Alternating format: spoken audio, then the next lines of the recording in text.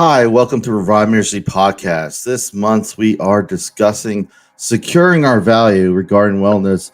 Some of us might be like, what does value have to do with wellness? But as a peer facilitator, a lot of times I've seen, unfortunately, that value is really rooted deep into some of the toxic behaviors that we have both physically and mentally. Today, joining us all the way from Japan, Natsune. Am I saying that right? Natsune? Yes, Natsune. I go by Natsune. Okay, Natsune, all the way from Japan. Thank you for agreeing to be a guest with us today. I never minimize anyone who comes on here. You know, for me, I know some of these things are sensitive topics, but I appreciate your willingness. Rob, thank you so much for having me today. I'm very excited to be on the show today. Disclaimer for all those who are watching in the States. I know for me, I think resources is a big thing wherever you're at. But if you are in the United States, the crisis hotline is 1-800-273-8255. National Suicide Prevention Lifeline. I encourage those listening, wherever you're at around the world, to find what's available in your area. Before we begin, I always start off with a quote. The thing is, I know people say things better than I do, so I do not assume that I could say the most inspiring things. But Jim Rohn said this. He said, the major value in life is not what you get. The major value in life is what you become. Any thoughts? What comes to mind when you hear this quote? Well, first of all, I love that saying, and thank you very much for sharing for that. Sharing that for that. And the first thing that comes to my mind is I talk about what is happiness in my book. I have a book, right? I forgot to mention. It's called The Game of Self Domination. In my book, I talk about what is happiness, and there's a Greek philosopher, Aristotle. He described the happiness as the ultimate happiness as virtue activity of the soul. What does that mean? I thought about what does that mean, and basically came to the conclusion that our virtues are tested. Like through our life, our virtues are tested. And then only by us becoming who we truly are meant to be, some of it comes from nature, and some of it comes from nurture, manipulated nature. We always come back to who we are supposed to be. Only by completely becoming who we mean to be, we can be truly happy. And again, along the journey, your virtues are tested. Whoever you want to become, the characters are tested. So that's kind of how this quote sit with me when I hear this. Yeah, and for me, when I think about happiness, and like a lot of times in recovery, people always say, only if this happens, I'll be happy. Only if I'm in this relationship, I'll be happy. Only if I get this job title. But sometimes in recovery, letting go of things can make us happy. A lot of times, less is more in a crazy way. Sure. So I find that it's different, but I like what you're saying, because it's the self-awareness that propagates, that makes us actually get to the point of knowing what makes us truly happy. There's so many things telling us in society, get this, buy that. I went to school for business, so I know the whole thing about, people trying to convince you what they think you want, but when I like what you're saying, when you have a handle of what you really truly want, who you really truly want to become, I find that really freeing, because as a child, my mom's South Korean, by the way. My mom's South Korean, but my dad's Puerto Rican, so I'm just like confused all the time. So my mom's like, so I just remember just those fond memories as a child, and understanding that part of it was being safe. When you think about happiness, you don't think about safety, but it's a huge factor. I never felt happy not feeling safe. So I feel like part of that, and finding other reasons. But I like what you said. Value for me looks different for each culture and family around the world. My mom moved to the United States in 1979.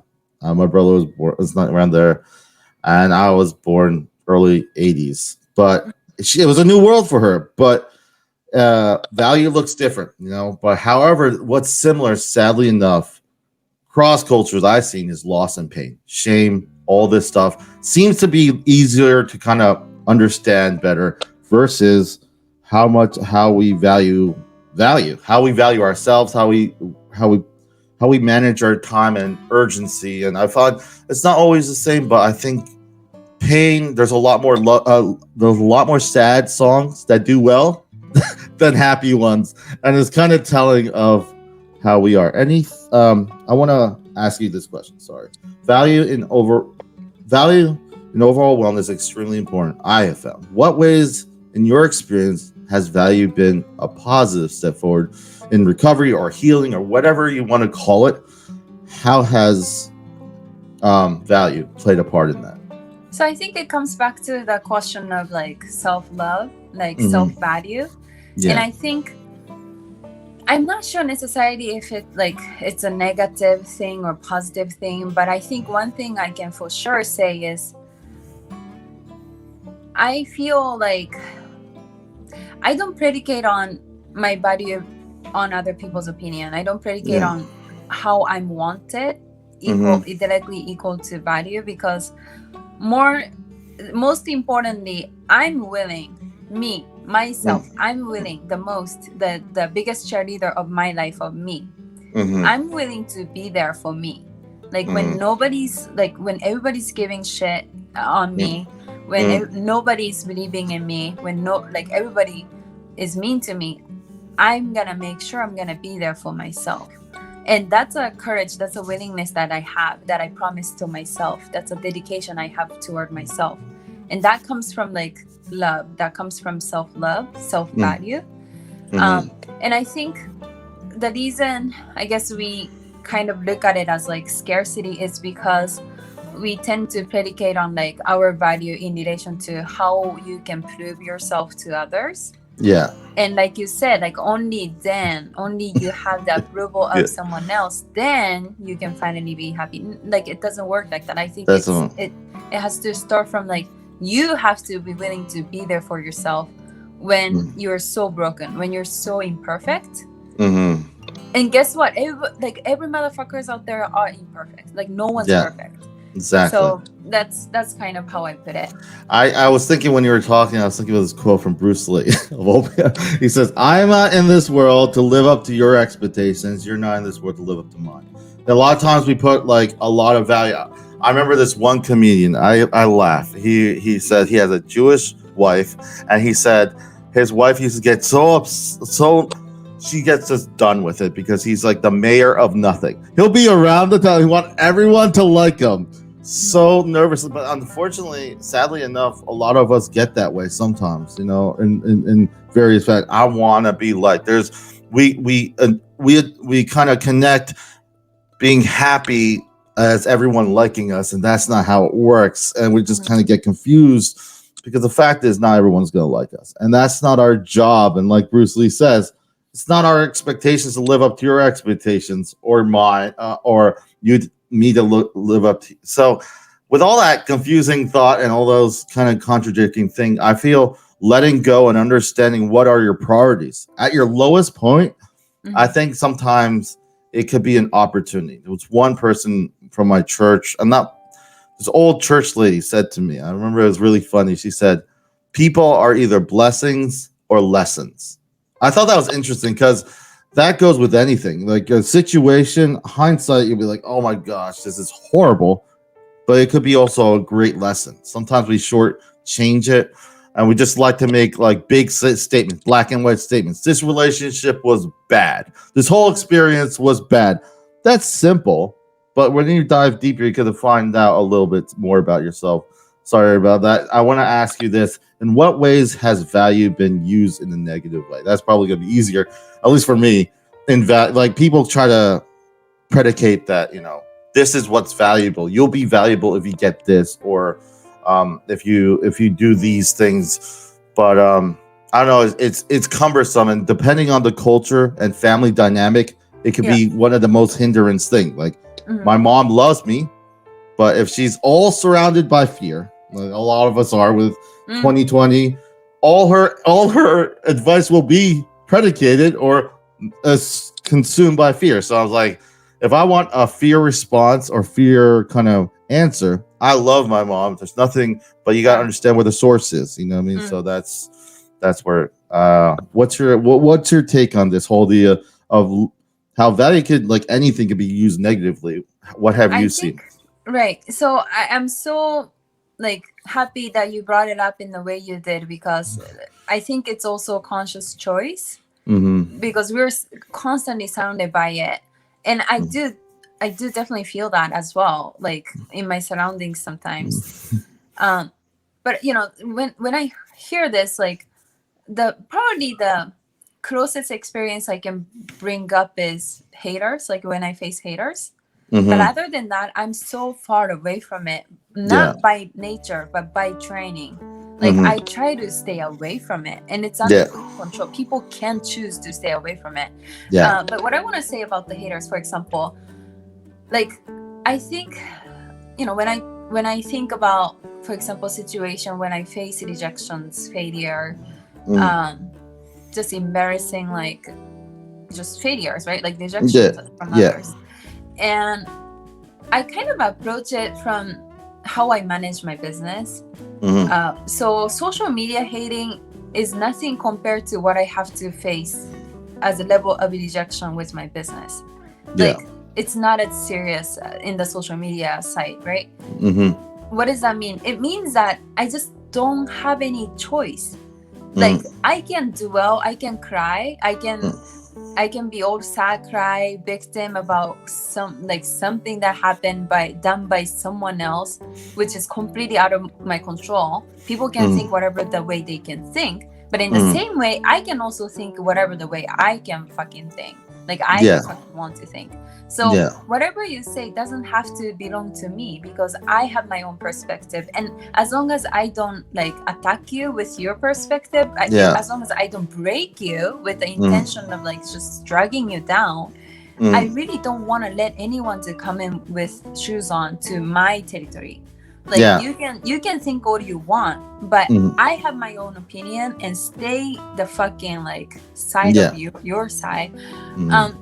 And the reason I come to that is really because I don't got any other option like this. I don't have any alternative. If you want to win, if you want to compete, if you want to win, like you got no other choice. You can't just cry about it. You're just gonna lose. So that's kind of the way I approach it. I think sometimes, you know, with people around, I just know that they're, especially now today, there's a lot of certainty that's based on nothing. Like there's like, they try to do this if you do these steps, you'll get success. Or if you do this, really I used to joke with some of my colleagues, I'm annoyingly consistent. The thing is, if I made one podcast and I said, hey, did you like it? I would not make it. I would not make it, because the thing is, you got to ask yourself, why are you doing what you're doing? I feel boundaries is what you were kind of hinting at. A lot of people don't understand that healthy boundaries are very helpful. It's about you need room to kind of breathe and grow. And that's where the journey mindset, I feel, in recovery and healing and wellness is very important. When you're if it's always a destination, I feel you don't have the kind of creativity or the open road mentality that was losing out right now. There's so many people convincing themselves. You could convince yourself not to do things very easily, but it's harder to convince yourself to do things. So I find, this last month, this is in the early, February is Martin Luther King, obviously MLK. I love this one quote. I just thought of it while we're talking, and it's just kind of organically, I've been using a lot, but it says, if you can't fly, then run. If you can't run, then walk. If you can't walk, then crawl. But whatever you do, you have to keep moving forward. I remember some people in my family, because I was struggling with some mental illness. I'm a peer myself, and they sometimes in cultures they kind of embalm you, like they don't want to make you. So I couldn't cry. I couldn't feel feelings because they didn't want to see me get worse. But that's part of the healing, and it was. I remember one of my family members had all this fear. They were talking like, listen, you have a whole family. You're not going to be homeless with me. You're not going to be homeless. If you have 4 kids, you're not going to be homeless with me or whatever. For me, sometimes people are just struck with fear. They love me. I care about them.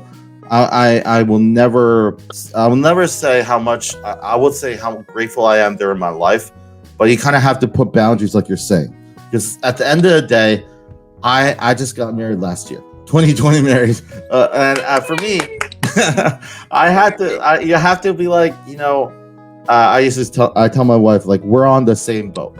Never in my life was I ever on the same boat with anyone else. It was always kind of like you have people you trust, that you're close, but when you're on the same boat, it's a totally different mentality. And I feel that has helped us kind of communicate better. And communication is a lot of times the biggest problem. A lot of times we assume we communicate, but we really don't. I want to ask, like we're talking about value, and a lot of times I deal with people who, peers, myself, even myself, thinking back, if I think I'm worthless, then I'm going to treat myself as worthless, and I'm going to see myself as so worthless. So how important is improving our wellness? I do kind of cringe when I see these health people and they're like, you just have to eat this and exercise. I'm like, there's so much context to individuals, and I'm like, no. Yeah, it takes a journey. Sometimes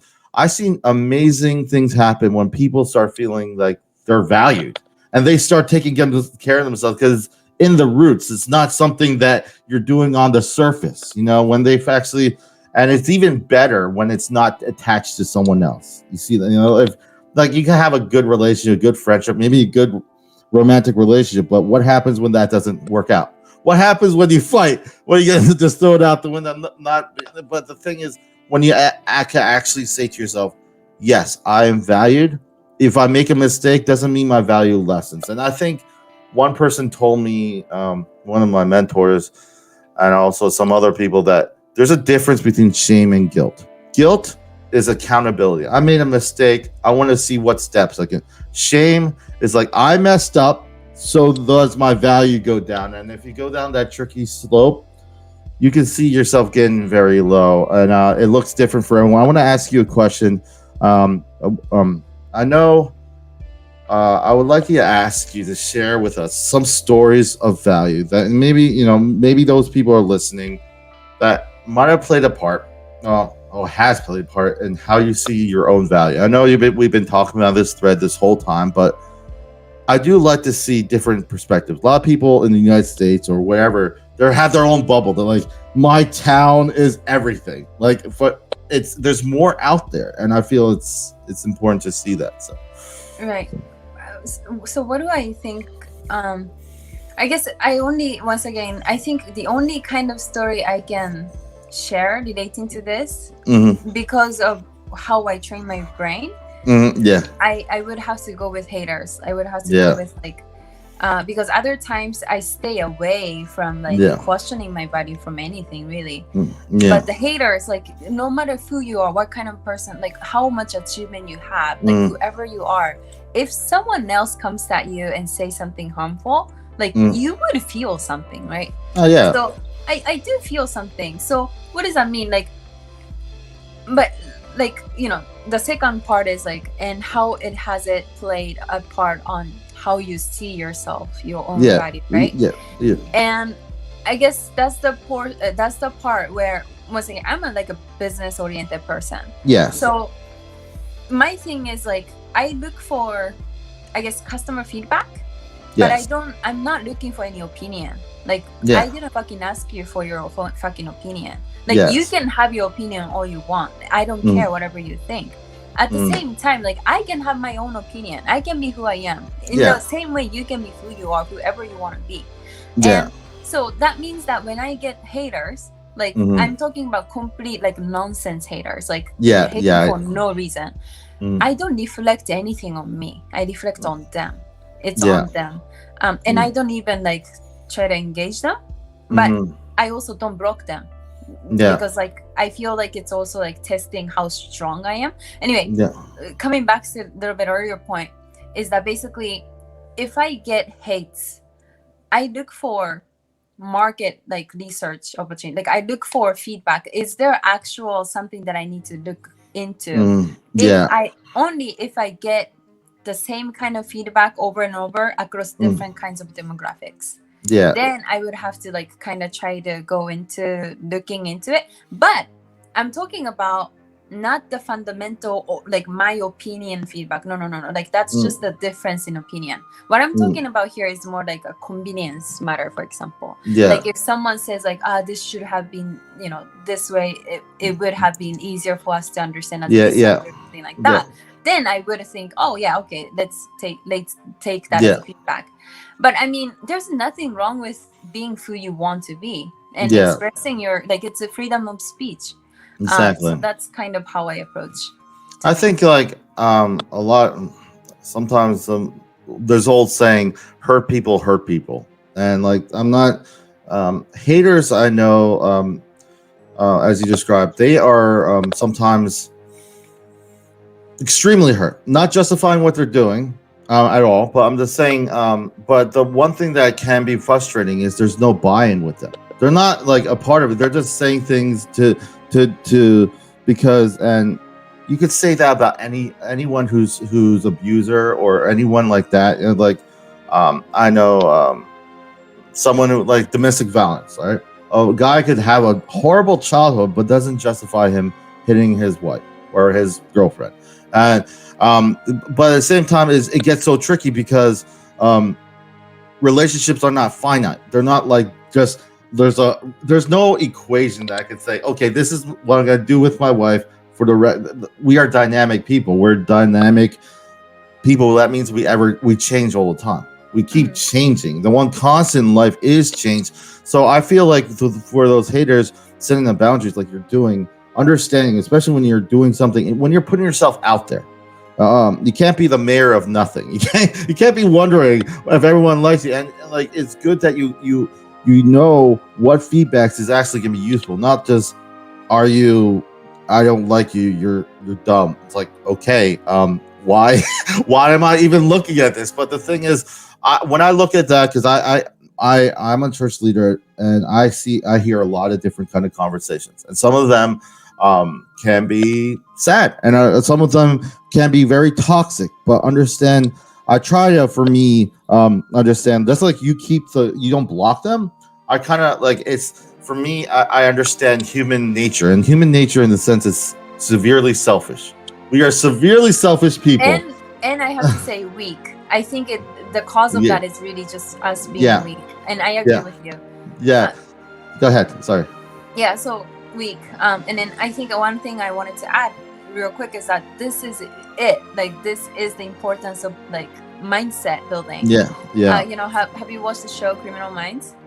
Yes, I've. Yeah, I remember. I haven't watched it recently, but yes, I've seen it before. So for some time I got really obsessed with it. It was so much fun to watch. But what happened was, like, when I was watching the episodes, I thought about like, wow, like I feel so hard. Like my heart was like really breaking. Like it felt so bad for the victims. But depending on the perspective, you also can call the people who are causing the murder as a victim, like, because a lot of time these people also got abused when they were younger. They're just like beaten, for example.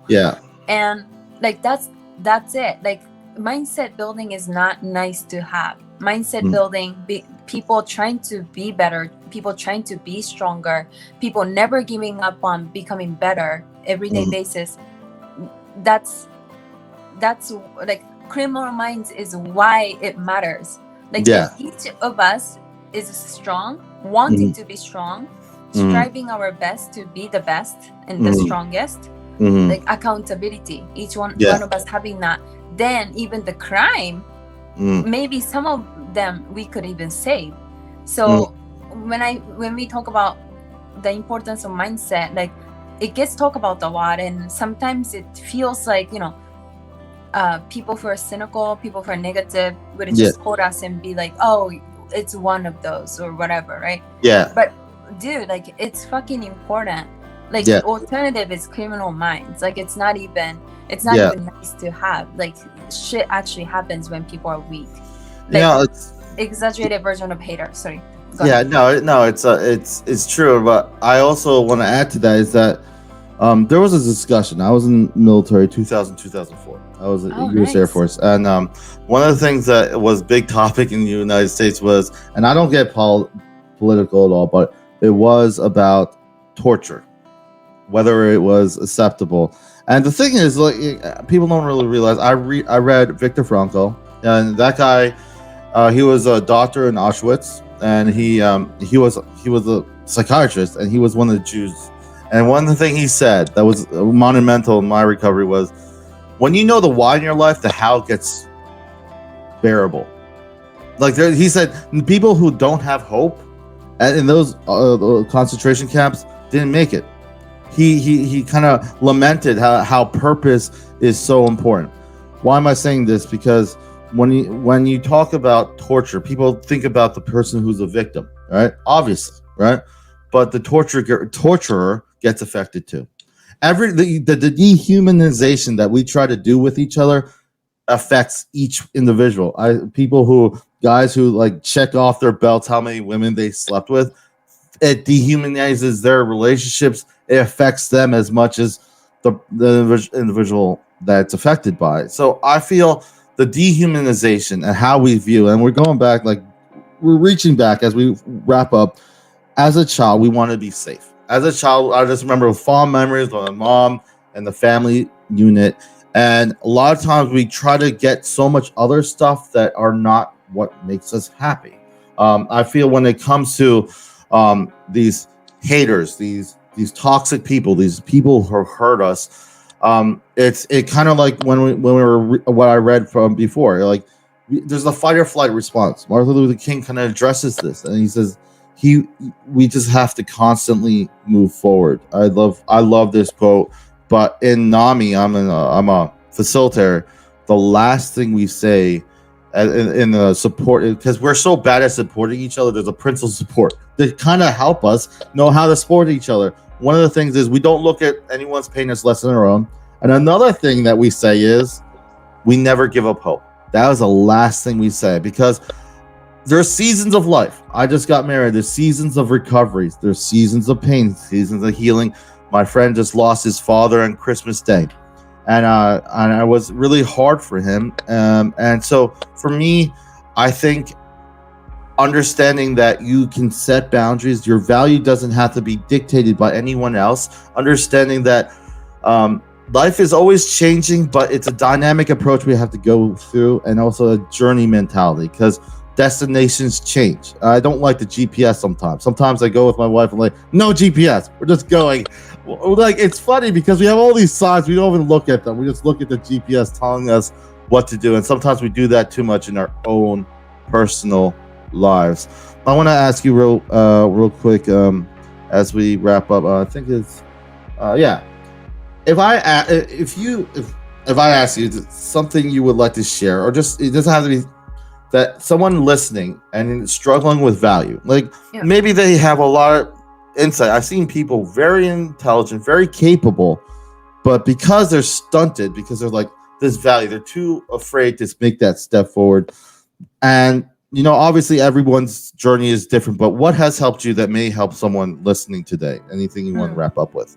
And actually, I love how you brought it up, because I'm gonna only share this from the perspective of someone who wants to be entrepreneur, who is entrepreneur. The way I look at it is always keeping the humility, because otherwise, the moment I lose my humility, like I'm too soft to get back up on the market. Like, I need to love losing. Like the moment I'm entitled to the winning, the moment I'm entitled to hallucinate, I'm entitled to something, then when nothing good is happening, which is always the case for entrepreneurs, you just don't have the capacity to find the hope, as you referred, because you feel like you can easily focus on what you don't have instead of what you are grateful to have. So my approach is, for me personally, someone who's in business, is I don't think you deserve anything. But guess what? Good news. No one else does neither. Like, just as much as you don't deserve anything, no one else deserves nothing neither. Like everyone else sucks too. Yeah. And you know what that means? It means that if you want to deserve something, you have to put in the work. You have to work. Yeah. And that's kind of how I like to think of it. It's funny, in the military we embrace the suck. but that's it. Exactly. Exactly. But I know you're doing a lot of great things. Anything you want to add? I know that you have a book, and what's the name of the book, if you don't mind? Yes, the book is called The Game of Self Domination, and it looks like this. Okay. Well, I will put that in the notes for all those who are listening, watching, all the details if they want to get your book. I'm excited. I don't know. I for one, I always like meeting so many different people. This is what I tell my wife. I'm like, I'm gonna do this on my A4. I don't know. Like March, I already hit 100 episodes. Like wow. this month. So like, I'm just annoyingly consistent. For me, I used to be like, I used to tell people like, you know how like you kind of look to the side like, I'm going too far ahead. No, that's not me. I know sometimes I made the episode may not be as good, and when you were talking, that rang so true, because if I was so concerned about other people, I lose sight of where I was going. So I'm inspired when people are able, to embrace the journey forward, as Martin Luther King, because a lot of times we're not going to get it right, but there's it's okay to fall. It's okay to have those moments, but it's how many times we get up. I just want to thank you. Exactly. Oh my gosh, I love that. Yes. I want to thank you, Natsune, for being willing to share with us today. I would love to have you back sometime in the future, but I just want to share with those who are watching all the updates for Revive Ministries in the various platforms, ReviveMinistriesFL.com. This is goodbye from Revive Ministry Podcast, leaving with his last quote, and it says, "The only person you are destined to become is the person you decide to be." And this is goodbye from Revive Ministries. Thanks for listening.